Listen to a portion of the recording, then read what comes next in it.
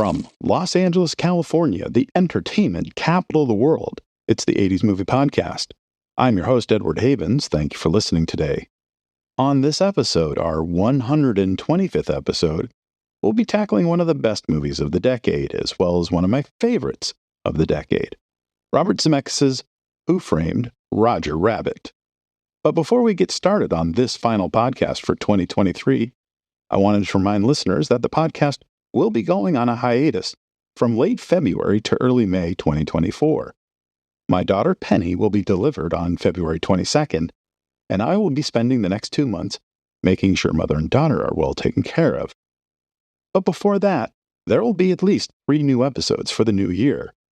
First, I'll be tackling our first ever listener suggestion on British filmmaker Mick Jackson's first dramatic narrative feature, 1984's Threads. In late January, we'll be taking a look back at the short career of actor, writer, producer, director, and distributor H.B. Toby Halicki, best known for his 1974 film Gone in 60 Seconds. The first time this show will be spending a good amount of time talking about a non-80s movie. And then for Valentine's Day, we'll be visiting my favorite romantic comedy of the decade, 1987's Roxanne, written by and starring Steve Martin. So if you haven't done so already, please make sure to follow us on whichever podcatching source that you get the show on, so you know when those episodes become available and when I return from that hiatus. And with that, let's get to our feature presentation, Who Framed Roger Rabbit? And as always, before we get to the movie, we have to go back in time. But this time, not that far back. June 6th, 1981 to be precise. Gary K. Wolfe, a 40-year-old author of such sci-fi dystopian books as Killer Bowl and A Generation Removed, would see the publication of his 4th novel, Who Censored Roger Rabbit, released in the United States. Unlike his previous novels, this one was squarely centered in the mystery genre, albeit with many genre-bending plot points. In the book, it's the early 1980s, and we are in a world where humans live side by side with life-size cartoon characters. On page 1, we are introduced to our 2 main characters, Eddie Valiant, a hard-boiled detective in the mold of Philip Marlowe and Sam Spade, and Roger Rabbit, a second-tier comic strip character who wants to hire Valiant to find out why his employers, Rocco and Dominic DeCreasy, will neither give Roger his own comic strip, as he says they promised when he signed a 20-year contract with them, or sell his contract to a mystery person who Roger has heard wants to buy the contract. Roger was once a promising comic strip character who, since signing his contract, has been reduced to basically appearing in the background of a strip led by Baby Herman, a dopey, obese, thumb-sucking sniveler. But he's got enough still to put Valiant on retainer for at least a week, so Valiant decides to take the case. It's important to note that for the sake of this story, comic strip characters like Roger and Baby Herman don't actually speak, but communicate through word balloons. Cartoon strips are not drawn, but photographed, and the word balloons you see in those strips are the characters giving their lines, and that toons like Roger and Jessica can create mentally created projections of themselves, doppelgangers, to handle dangerous stunts like having a piano dropped on their heads. As Valiant starts to look into the case, it looks like this may be a legal matter. Valiant goes to see the DeCreasy brothers, who show Valiant Roger's contract, which makes no mention of a solo starring strip for the Rabbit, and they mention they have not received any offers to buy Roger's contract.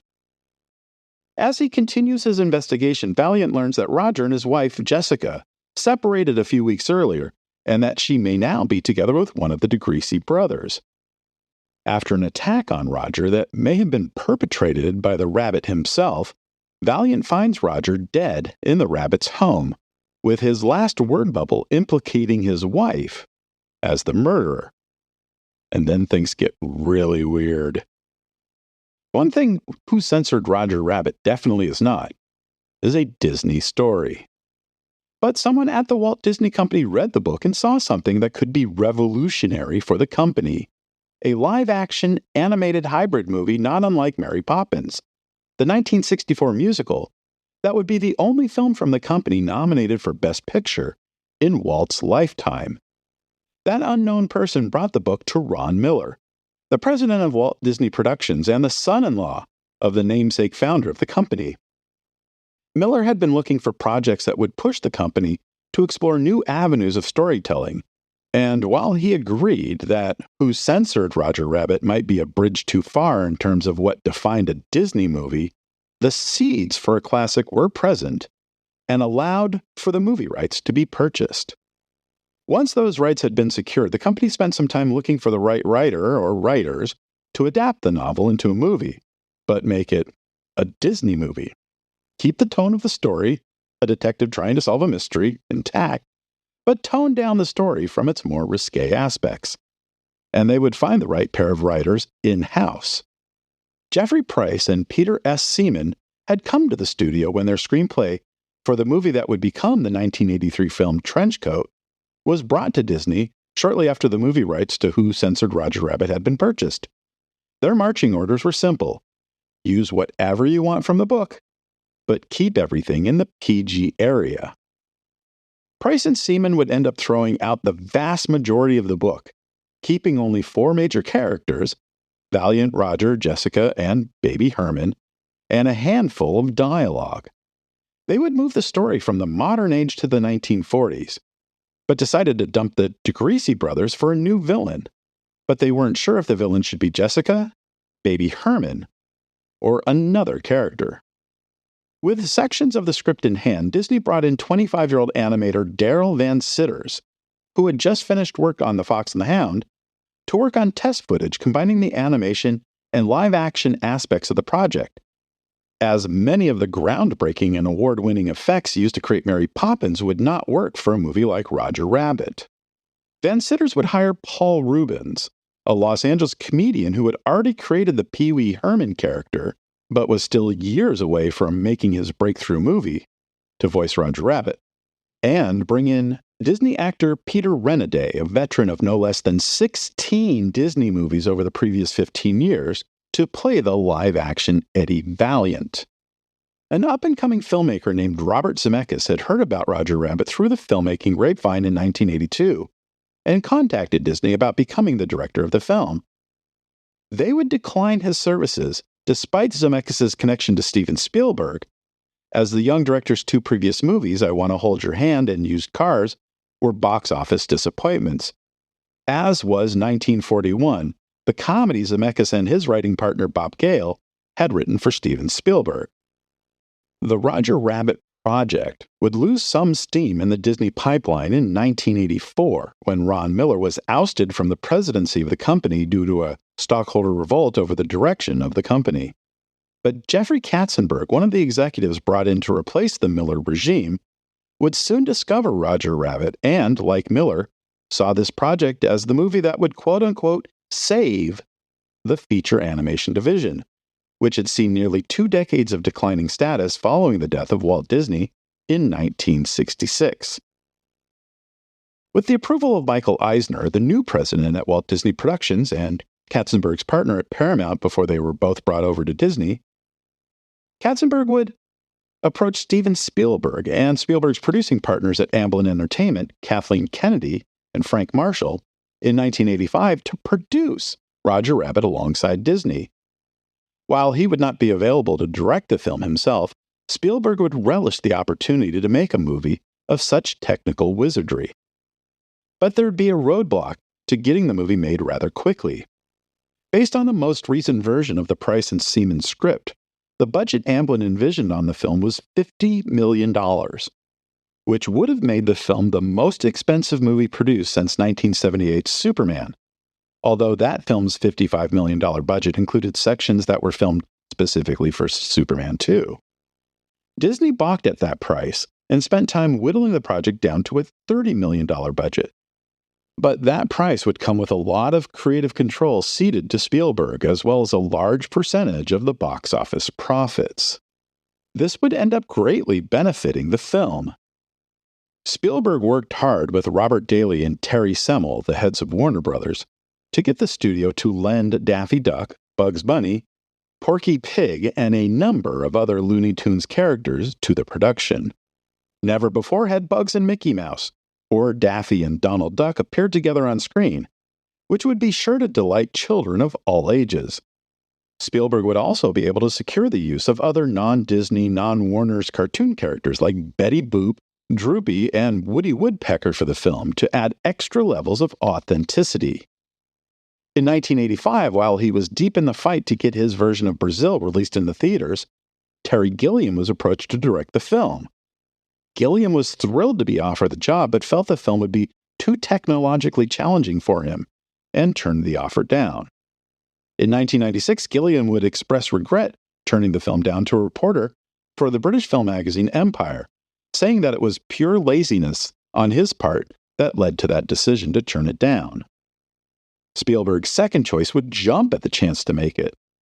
Thankfully for Robert Zemeckis, in the 3 years since Disney rejected his offer to direct the film, he had made 2 hit films, 1984's Romancing the Stone and 1985's Back to the Future, the latter having been produced by Amblin Entertainment. While Spielberg worked the foreground, writers Price and Seaman were brought back aboard and were given carte blanche to study the Disney and Warner Brothers cartoons of the golden age of animation, with a specific interest in the works of Tex Avery and Bob Clampett. They also studied the real-life history of Los Angeles in the post-World War II era and discovered a real-life plotline almost as good as the one that inspired Robert Towne to write Chinatown. Beginning in 1901, there was a trolley system in the Los Angeles area called the Pacific Electric Railway Company that ran from San Fernando in the north to Santa Monica in the west to Newport Beach in the south and San Bernardino in the east. Within the first 10 years, the system, affectionately dubbed the Red Cars by locals for their distinctive color, covered more than 1,000 miles of track in the greater Southern California area. And with tickets costing only a nickel, most citizens relied on the red car instead of a personal motorized vehicle, simply out of cost.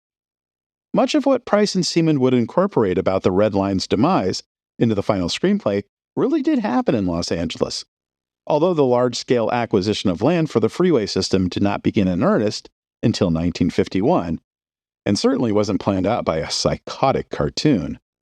In fact, the character of Judge Doom would be one of the very last characters created for the movie, as neither writer liked the idea of Jessica Rabbit or Baby Herman as the big bad. For the animation, Disney wanted Darrell Van Citters to continue on as the animation director, but Spielberg and Zemeckis wanted Richard Williams, an Oscar-winning animation director with more than 25 years of animating experience under his belt. Disney reluctantly agreed, even when learning that the production would need to move from the Disney Studios lot in Burbank to London, since Williams was reluctant to move to Los Angeles. When it came time to casting, Spielberg knew who he wanted to play Eddie Valiant: Harrison Ford. Ford was inarguably one of the biggest movie stars at the time, and Spielberg had been looking to work with Ford again in any capacity since the end of shooting on Indiana Jones and the Temple of Doom in 1983. But being one of the biggest movie stars in the world comes with a price tag that was too much for the production, especially with the price tag growing due to the production's move to London. Chevy Chase was second on Spielberg's list for Eddie Valiant, but Chase was not interested. Bill Murray was offered the role, but he apparently never got the message. Eddie Murphy said no because he didn't understand the concept of humans and cartoons existing in the same space, although as soon as he saw the film, he instantly regretted his decision. Others considered for the role included such disparate actors as Charles Grodin, Ed Harris, Jack Nicholson, Edward James Olmos, Robert Redford, Wallace Shawn, Sylvester Stallone, and Robin Williams. But in the end, Spielberg would decide on a little-known 44-year-old British actor, Bob Hoskins, who would soon be featured in a small role in Terry Gilliam's Brazil, but would become more famous in 1986 when Neil Jordan's Mona Lisa was released, netting the actor his first and only Oscar nomination for Best Actor. Spielberg had loved Hoskins in the 1980 British gangster drama The Long Good Friday, and felt Hoskins looked like he belonged in the 1940s. For the role of Roger Rabbit, Paul Reubens was no longer available due to the success of Pee-wee's Big Adventure and his new commitment to a CBS Saturday morning show, Pee-wee's Playhouse. So the filmmakers decided on Los Angeles-based comedian Charles Fleischer, who ironically was best known at the time for his appearances in the 1981 Oliver Stone horror film The Hand and the original A Nightmare on Elm Street. For the big bad, Judge Doom, Robert Zemeckis wanted Tim Curry, but when Curry's audition footage was edited together, Zemeckis, Spielberg, Michael Eisner, and Jeffrey Katzenberg all considered the performance too terrifying for the tone they were looking for. Conversely, John Cleese's audition footage was found to be too funny and not scary enough. They also considered F. Murray Abraham, Eddie Deason, Christopher Lee, Roddy McDowall, Peter O'Toole, and Sting for the lead villain role, until Spielberg and Zemeckis decided on Doc Brown himself, Christopher Lloyd, who based the character on his own Klingon role of Krug in Star Trek III: The Search for Spock. The rest of the cast was filled with a mix of Hollywood veterans like Stubby Kaye as Marvin Acme and Joanna Cassidy as Eddie's barmaid girlfriend Dolores, as well as veteran voice actors like Mel Blanc, June Foray, and Mae Castell, who in addition to being the best-known voice actor for the role of Betty Boop, but also played Olive Oyl in the original Max Fleischer Popeye cartoons. As the production got closer to its filming start date, the budget kept climbing even higher, and Zemeckis and Spielberg and the writers started having to cut things from the script because of cost. Judge Doom would lose a majority of his entourage. He was supposed to have an animated vulture sitting on one of his shoulders, cut due to technical and budgetary reasons. Doom was also supposed to have a suitcase with him at all times, which, when he opened, would house 12 small animated kangaroos who would act as an immediate jury, with baby Joeys who would pop out of the pouches holding letters that would read, "You are guilty," when put together. In case you didn't get that, it's a literal kangaroo court. And that was cut due to technical and budgetary reasons. Doom originally had 7 hyena lackeys mimicking the 7 dwarves, but 2 of them, Slimy and Sleazy, were, well, you got it, cut due to technical and budgetary reasons. Also cut, but not for budgetary or technical reasons, a reveal in the film that Doom was the hunter that killed Bambi's mother. And then there was an issue with the title. Since Roger was no longer being censored in the movie, the project would need a title. Now, if you've read Jack Matthews' The Battle of Brazil, his excellent book about the fight between Terry Gilliam and Universal Studios on nearly every aspect of the final film, you know how stupid some of the titles Hollywood executives can come up with as a supposed viable film name. Brazil's potential selection of titles were truly bottom-of-the-barrel muck, so seeing some of the working titles Disney came up with doesn't fill me with any sense of dread. Would you see a film about a human detective and a cartoon rabbit working together to solve a mystery called Murder in Toontown? Or how about just Toons? Maybe Dead Toons Don't Pay Bills? Or The Toontown Trial? Trouble in Toontown? Eddie Goes to Toontown? Those are all lousy titles, but still light years away from the direct suggested for Brazil, like If Osmosis, Who Are You?, Nude Descending Bathroom Scale, Dreamscape, which incidentally was the name of a 1984 Dennis Quaid sci-fi movie that had already been released into theaters by 20th Century Fox almost a year earlier. Or maybe Explanata Fortunata Is Not My Real Name, blank/blank. Can anybody here play the cymbals? The Ball-Bearing Electro-Memory Circuit Buster, This Escalator Doesn't Stop at Your Station, and my personal quote-unquote favorite, New Yak, and other bestial places. Finally, thankfully, they settled on Who Framed Roger Rabbit. Live-action shooting on Who Framed Roger Rabbit began in London on November 2nd, 1986, and lasted for 7.5 months. And as Spielberg expected, the complicated process of creating a live-action film where a plethora of gadgetry would need to be used on set so the animators knew where they needed to animate would cause delays and mechanical failures, driving the budget up yet again. When the official budget hit $40 million about 2 months into the production, with the film a few weeks over schedule already, Michael Eisner was ready to shut the whole thing down, until Jeffrey Katzenberg reminded him how much they already invested in the film and how important it would be to forge a good working relationship with Steven Spielberg, who had already directed 10 movies and produced dozen more, and this was the first time the studio had ever gotten to work with him. Shut this one down, and they might never get the chance to make another film with him again. After filming was completed in London, the production would move to Los Angeles for a month of effects plate shooting for Industrial Light and Magic and some pickup shots of local flavor. For example, the front entrance of the old Lucille Ball Desi Arnaz studio, Desilu, was used as the entrance for Maroon Cartoon Studios. Animation and effects work would continue for another year, up until just a few weeks before its expected June 1988 release. When the film was locked, the final budget would be just over $50 million, right where Spielberg and his team said it would be 2 years earlier. Roy E. Disney, the head of Walt Disney Feature Animation, and the nephew of Walt Disney, agreed with Jeffrey Katzenberg that because of some of the still risque moments within the film, the movie should be released under the Touchstone Pictures banner, which, along with the PG rating, would hopefully indicate to parents that this movie might not be wholly appropriate for the littler kids. But the parents did not care. Opening on 1,045 screens on Wednesday, June 22nd, and supported by promotional partners like Coca-Cola, Macy's, and McDonald's, Roger Rabbit would gross $11.22 million in its first weekend, and a total of $14.85 million in its first 5 days, becoming the most successful Disney opening week release ever. For months, you couldn't get away from Roger Rabbit. He'd be seen drinking Diet Coke during commercial breaks on some of the biggest television shows the entire summer. Macy's stores across America had entire sections devoted to Roger Rabbit gear: jackets, jewelry, t-shirts, toys, and games.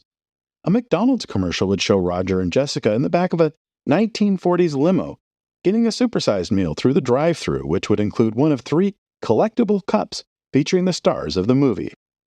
A behind-the-scenes special, Roger Rabbit and the Secrets of Toontown, would air on CBS in early September 1988, hosted by the film's female lead, Joanna Cassidy, and featuring appearances by Bob Hoskins and Kathleen Turner, as well as, for some reason, Gene Kelly and Dick Van Dyke.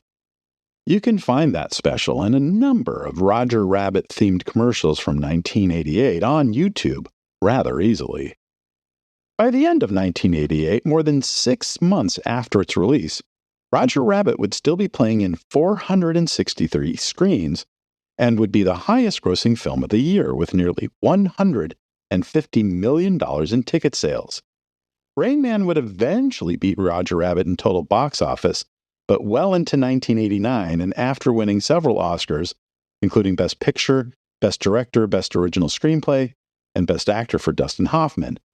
Before the calendar year 1988, Roger would outgross the second highest-grossing movie, Coming to America, by nearly $30 million. The movie was somewhat of a success on the awards front.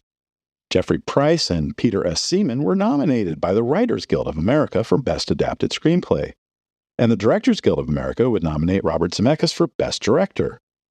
The Golden Globes that year would nominate the film for Best Musical or Comedy Film, and Bob Hoskins would get a nod for Best Actor in a musical or comedy film. But when it came to the big ones, the Academy Awards, the movie would be nominated for 6 awards, all in the technical categories like art direction, cinematography, and best sound. It would end up winning 3 awards for Best Editing, Best Sound Effects Editing, and for Best Visual Effects. Richard Williams would also be awarded a special achievement for his work on the film, during a memorable 6-minute presentation that included Robin Williams wearing Mickey Mouse ears and gloves, while Williams and fellow presenter Charles Fleischer rapped about toon consciousness. This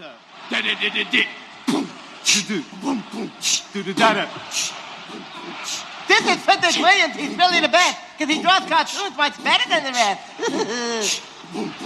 He draws his tunes with style and class. He drew my wife and she's got a nice Smile. Take it, Popeye. He gives them life, he gives them smarts, he gives them smarts, and he gives them life. Too bad he didn't draw my wife. There would be 3 Roger Rabbit cartoon short follow-ups over the years. The first, Tummy Trouble, was attached to prints of the 1989 film Honey, I Shrunk the Kids, and was the first new animated short Disney had produced in 16 years to accompany the original release of a feature film, since Winnie the Pooh and Tigger 2 in 1974. In Tummy Trouble, Roger must take baby Herman to the emergency room after the baby swallows a rattle whole. The second cartoon short, Roller Coaster Rabbit, would cause some friction between Disney and Spielberg. Not that there was anything wrong with the short, it's silly and funny. No, the trouble came from which film the short would be attached to. Spielberg wanted the short to be put in front of Arachnophobia, the John Goodman, Jeff Daniels horror comedy film that was a co-production between Disney and Amblin Entertainment, while Michael Eisner wanted it in front of Warren Beatty's film adaptation of the Dick Tracy comic series. Eisner won that battle, but because Spielberg owned half of the Roger Rabbit character, he retaliated by canceling Hair in My Soup, another Roger Rabbit cartoon short that had already started pre-production. The third and final Roger Rabbit cartoon short was called Trail Mix-Up, which starts with baby Herman and Roger going camping and ends with the literal destruction of the planet. You know, for the kids. Trail Mix-Up was placed in front of the Reese Witherspoon adventure drama A Far Off Place, another co-production between Disney and Amblin. But when the movie failed at the box office, even with the new Roger Rabbit short, 3 additional planned shorts called Clean and Oppressed, Beach Blanket Bay, and Bronco Bustin' Bunny were all canceled before beginning production. Gary K. Wolfe would also write 3 more books in the Roger Rabbit literary universe. The first, called Who Plugged Roger Rabbit, yes, with 4 P's, was released in 1981 and was a literal reboot of the original book to more closely match the details established in the film, even going so far as to completely retcon the original Who Censored Roger Rabbit book halfway through the new book. Who Whacked Roger Rabbit, hitting bookshelves in 2013, finds Eddie enjoying his work as a bodyguard for Gary Cooper, until he discovers his boss is about to make a screwball comedy with none other than Roger Rabbit himself. The final book in the series, Jessica Rabbit, Serious Business, with an X, switched the focus to how an ordinary human woman from a toonless world became the beloved toon goddess we know today. Then there were the comic books, the graphic novels, the video games, the theme park lands and rides, everything you could think of, except for a sequel, but not for lack of trying. In 1989, Steven Spielberg hired an up-and-coming 23-year-old writer, J.J. Abrams, to work on the first draft of a proposed sequel. But the original storyline Abrams came up with was abandoned. But at least he got a couple of original cells from Tummy Trouble for his effort. In 1991, Nat Maudlin, a writer for such television shows as Barney Miller, Newhart, and Night Court, was hired to write a prequel called The Toon Platoon. Roger and his human friend Richie leave their Midwest home to find Roger's mother, taking them to Hollywood. In Hollywood, Roger meets a struggling young actress named Jessica Krupnik and gets himself enlisted in the army. Jessica is kidnapped by Nazis and forced to make pro-Hitler broadcasts, and Roger and Richie head to Europe to rescue her. Jessica is saved, Roger and Richie are given a hero's welcome on Hollywood Boulevard, and Roger reunites with his mother and his father, Bugs Bunny. But in 1993, after making Schindler's List, Spielberg decided he could no longer use Nazis for satirical measures and allowed the project to die off. 4 years later, in 1997, Michael Eisner would hire Sherry Stoner, an actress who was the human model for Ariel in the 1989 Disney animated feature, who had successfully turned to screenwriting with the Amblin-produced 1995 adaptation of Casper the Friendly Ghost, and her writing partner, Deanne Oliver, to rework Maudlin's script, now titled Who Discovered Roger Rabbit, to replace the World War II aspects of the story and move the action to the entertainment industry. Roger would still be looking for his mother, but now he inadvertently becomes a Broadway and Hollywood star. Eisner and the Disney brass, minus Jeffrey Katzenberg, who had been fired from the company in 1995 and soon joined Spielberg and David Geffen at a new studio called DreamWorks, were so impressed with Stoner and Oliver's new take that they brought Alan Menken, the 8-time Oscar-winning lyricist and composer from The Little Mermaid, Beauty and the Beast, Aladdin, Pocahontas, The Hunchback of Notre Dame, and Hercules, to write 5 new songs for the movie. In 1998, working with Kathleen Kennedy and Frank Marshall, Disney commissioned some test footage to be shot and animated at their animation unit in Lake Buena Vista, Florida, just outside the Disney World resorts, to see how a new film could be made in this new world that included computer-generated images. A mix of CG, traditional hand-drawn animation, and live-action footage, the test did not please anyone. A second test with the hand-drawn animated characters replaced 100% with CG characters was an even bigger disappointment, not because it looked bad, but because the projected budget for the new film with the CG characters would have exceeded $100 million. The project would be shelved again, and only one of the 5 songs Alan Menken wrote for the new movie, ironically titled This Only Happens in the Movies, would ever be recorded by Broadway actress Carrie Butler in 2008 for her debut solo album. In 2007, Frank Marshall told a writer for the MTV Movies blog that he was still open to the idea of a Roger Rabbit sequel. And 2 years later, Robert Zemeckis told a different writer for the MTV Movies blog that he was still interested in making it as well. A few months later, while promoting his performance capture CG 3D version of A Christmas Carol, starring Jim Carrey, Zemeckis would tell reporters that not only was he still interested, but that the original writers of the film, Jeffrey Price and Peter S. Seaman, were writing a new script, and that the tunes would still be hand-drawn animation, while the human characters would be performance capture CG 3D characters. In 2010, Bob Hoskins reportedly signed on to reprise his role as Eddie Valiant in the new film, but expressed some concerns about the performance capture stuff. Later that year, Zemeckis changed his tune, no pun intended, and stated that the film would be a mix of hand-drawn animation and live action, just like the original film, although some lighting effects and tune props would be completed digitally. Don Hahn, the producer of Beauty and the Beast, The Lion King, and The Hunchback of Notre Dame, who was an associate producer on Who Framed Roger Rabbit, would tell a reporter for the British film magazine Empire in late 2010 that fans of the film would be, quote, very, very, very happy, unquote, in the near future. But in 2012, Bob Hoskins would retire from acting due to Parkinson's disease and pass away 2 years after that. But that wouldn't stop Zemeckis from dreaming big. While promoting his movie Allied in 2016, the director continued to talk about the Roger Rabbit sequel, which he said would take place a few years after the events of the first movie and include a digital version of Bob Hoskins to play a ghostly version of Eddie Valiant.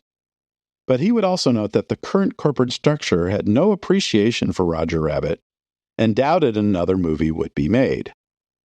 7 years later, we're still here, waiting for the return of Roger Rabbit. Thank you for joining us. We'll talk again early in the new year when episode 126 is released. Remember to visit this episode's page on our website, the80smoviepodcast.com, for extra materials about Who Censored Roger Rabbit, Who Framed Roger Rabbit, and other topics we covered this episode. The 80s Movie Podcast has been researched, written, narrated, and edited by Edward Havens for Idiosyncratic Entertainment. Thank you again. Good night. Happy New Year.